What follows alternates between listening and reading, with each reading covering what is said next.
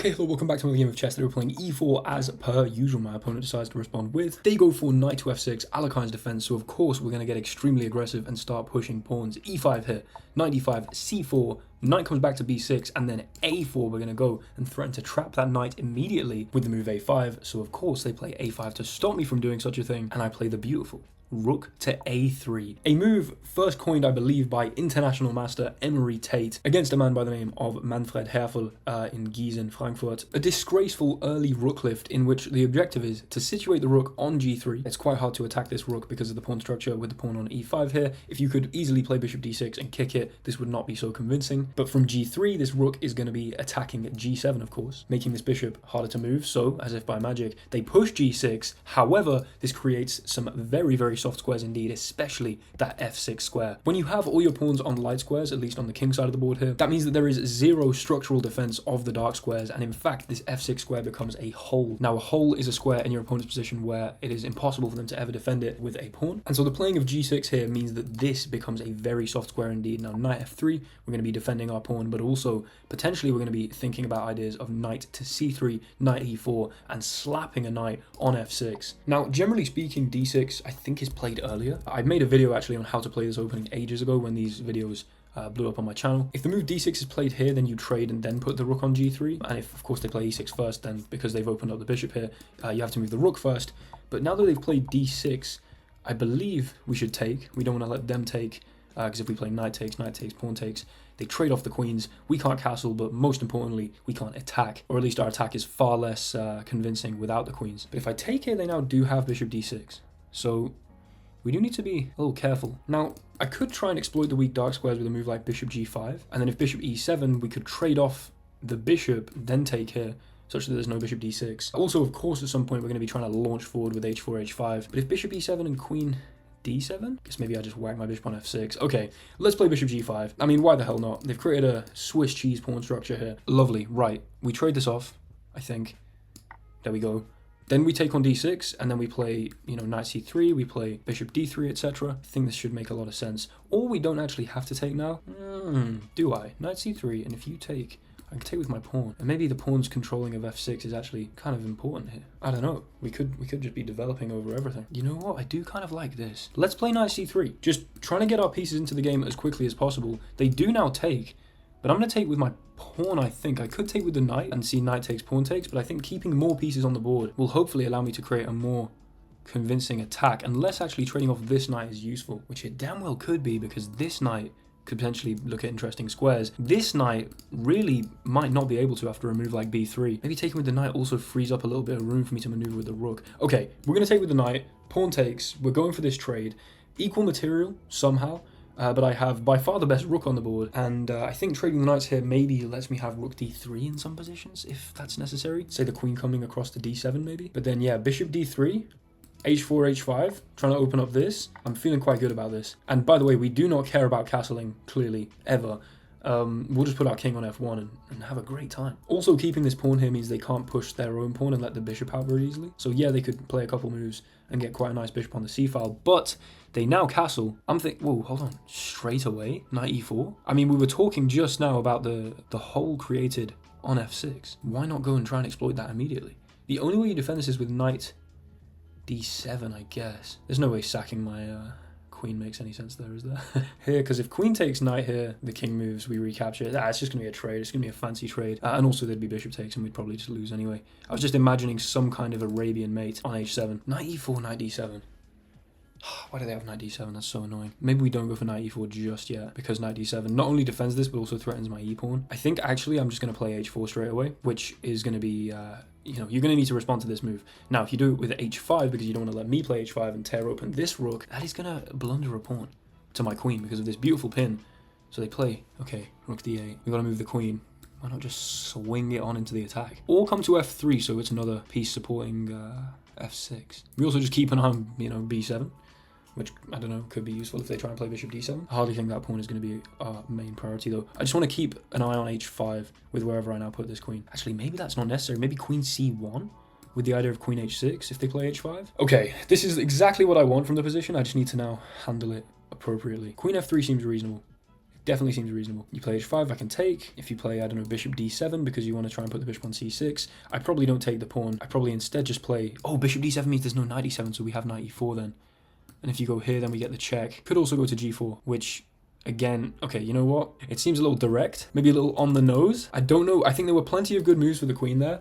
g4 is the one I've chosen because, I mean, just whack it on the same file as the king. And probably this means that we're threatening something more important when we play h5. Not entirely sure. Maybe this more subtle move trying to get on the dark squares was a little better because we have not. We've stayed on a light square by going on this diagonal. Yeah, I'm not sure. I'm not sure, but what I am sure of is that we still have an absolutely lovely position and that you can't play h5. And that if you do play bishop d7 at any point to try and develop this piece, you're going to remove knight d7 as a defensive resource for the f6 square, and we're going to have knight e4. Now, that's not entirely obvious. It could make a lot of sense to the mind of my opponent to try and develop this bishop. They're thinking, okay, I mean, I can't move the rook currently because the bishop's not moving. The knight's in the way of any potential, you know, b6 and fianchetting of this bishop. So bishop d7, you know, what can be so wrong about that? But yeah, noticing that you actually need the resource of knight d7. Otherwise, you're going to let me into f6 here. I don't know. Maybe this goes unnoticed. Let's take a sip of water from my jar. You should drink water in jars, by the way. It gives plus 1,000 nanograms per deciliter of testosterone. My opponent has left the game. Now, I sincerely hope they come back, because this could be such a cool video. This will not be a good ending to a video if they just leave. Please come back. They're back. Let's go. Honestly, I've got no idea what I'd play here as my opponent. Even, oh wow, if they try and go queen d7, threatening this checkmate idea, which seems possible, then knight e4 is even more beautiful because it not only defends the checkmate idea, d1's held by the queen, of course, but it threatens knight f6, which would fork the queen and king, and the queen's gone to d7 to prevent knight d7 stopping this, like, so... You know, the fact that queen d7, knight e4 is just such a beautiful move. But somehow, my king, out in the open, brazenly, they play h5. Oh, I mean, come on, dude. Give me that. Every single time. Let's please. Let's please. Let's go. Let's go and yes, please. Little amalgamation there. Take that pawn. They now come over here, though. That might have...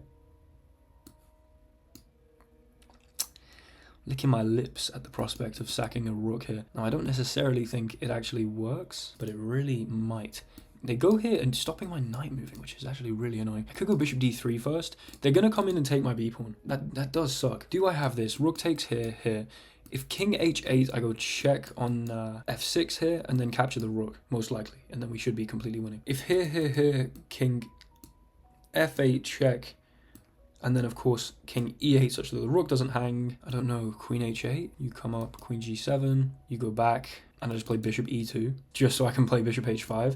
Honestly, I think this could work. I'm going for it. Let's sack a rook, baby. Let's open up that king. Maybe bishop d3 was necessary first. Not entirely sure. But... that is... Damn, I didn't even for a millisecond consider that move. Okay, is it a good move? I don't know. You seem to have just let me take all your pawns with my major pieces. And then... oh no, wait. Just here, queen f... queen h8 and then queen f6, you'd assume, right? And then are they going to come across this way? Okay, but then we take here. Hold on, where is this king off to? We take here, they go like this, though. At least our rook's not hanging anymore. Right, we've taken all the pawns on the king side. Now, if I had bishop d3 and kingside castles played, that would be great. That'd be really fun. But opponent's got a choice here. Do you go into a definitely losing endgame? Or do you play king? What the hell? King c6. Do I have rook takes here? Bishop takes, queen takes. I guess this king... see, if the king is safe on c5, I will cry. Maybe just playing bishop e2 is what's necessary here. Play bishop f3 and just castle. I mean, none of my pieces are hanging anymore. It's not like they can push and run. I think actually just getting our pieces into the fray could be the wisest decision. Maybe rook e6 is the best move, but I think I will go for bishop e2 here. I want to use all my pieces. I want to use all my pieces. Now, you can take this. Importantly, there are no checks. But if you take this, I mean, Jesus. Bishop f3, and if you go here, we can give a check and then castle and then bring the rook in here. I mean, this has to be... take. I guess you want to give this square for the king, right? But now rook takes here, bishop takes, queen takes with check. Okay, now we take it. Now we sack, because there's something very interesting on c4. Takes, king c5. I mean, you don't want to hang anything with the blocking on d6, of course. I guess you do, because that was going to hang anyway. Fair enough. I don't even think I need to hurry up and take this. I could just castle... what's my move? Right, I want to castle so I can move my knight. We start by castling, so that if you try and run this way, we can win the queen. Now, I don't have a whole lot of time, but I think my position is so convincing that I should not need so much time. They hit the queen. Check. Start with a check. Why not? I have 29 seconds. I don't know why I've let this get so damn close. Maybe I just slide over here and still take the rook. I guess they keep chasing my queen, though. Start with this, so at least we're attacking their queen. We can at the very least do this. Okay, I'm going to take the rook and then take their queen. Yep, maintaining the... I really hope they... yeah, okay. Hold on, we're up 5 points of material. I'm somehow have 19 seconds left. All right, let me just lock in. Let me get a little locked in right now. Let me just get a little locked in. 16 seconds in a dream. Push.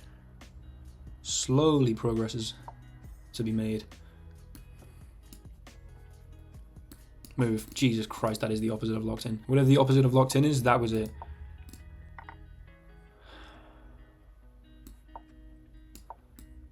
Get behind. Here. Push. Don't worry about that knight. Just get my queen.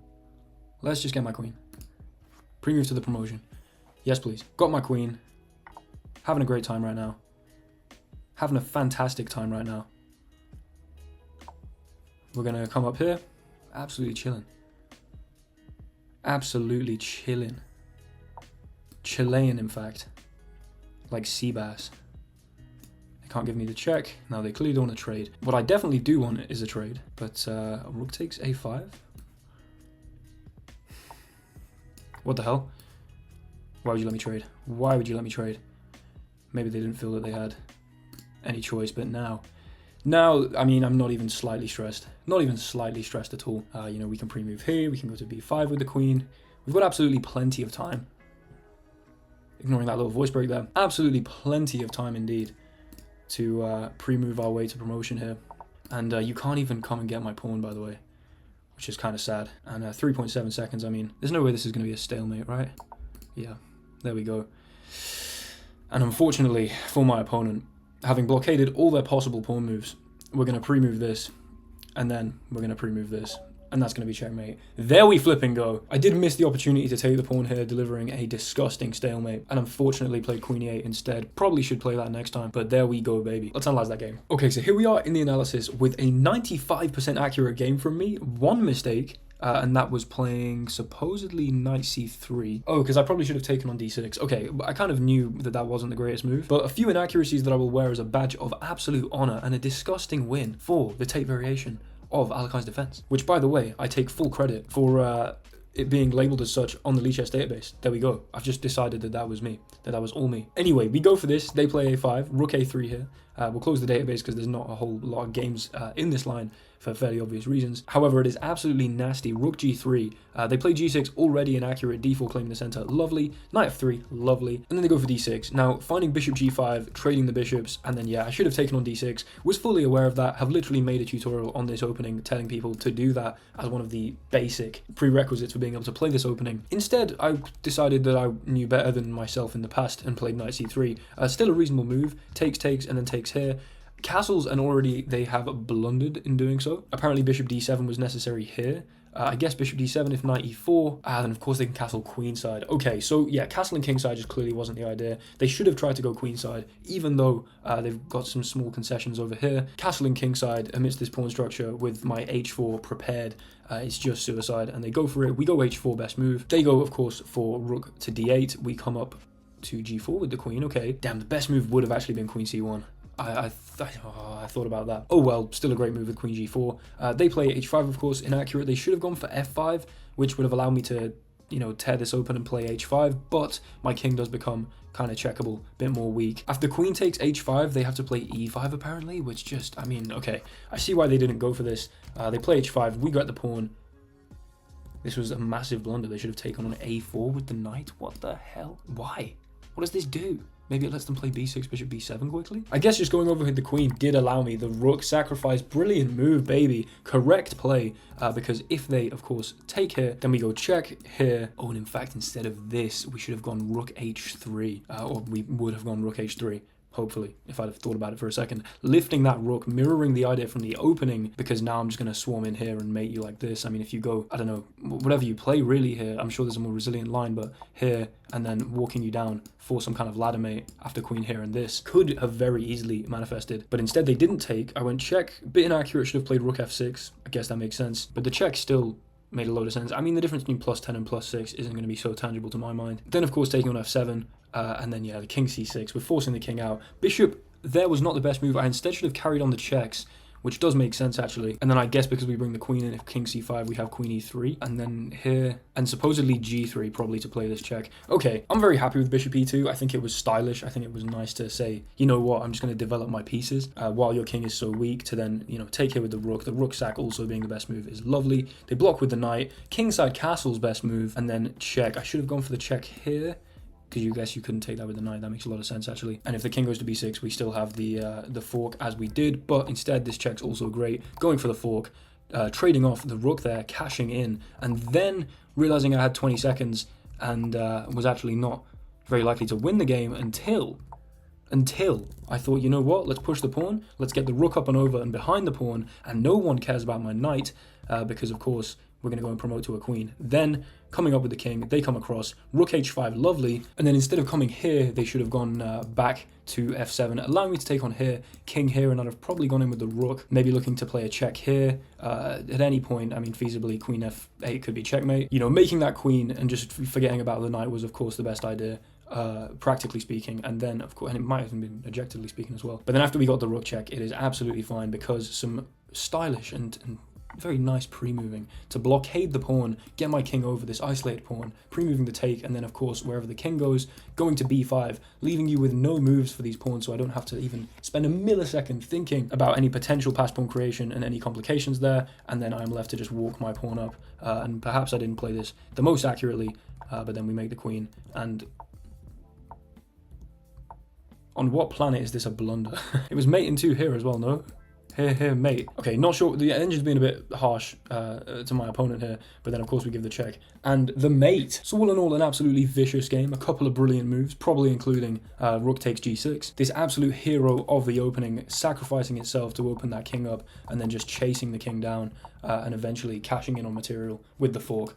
And, you know, of course, clutching up the endgame with some tasty pre-moving. Thank you guys so much for watching. Hopefully you enjoyed. If you did, like, comment, and subscribe. This is clearly one of my favorite openings. If you want to know how to play it, go to the EMORY TATE playlist on my channel, I believe. I think I did a relatively decent job of giving you at least the basics of what you need to know. But yeah, thank you so much for watching, and I'll see you guys in the next one. Goodbye.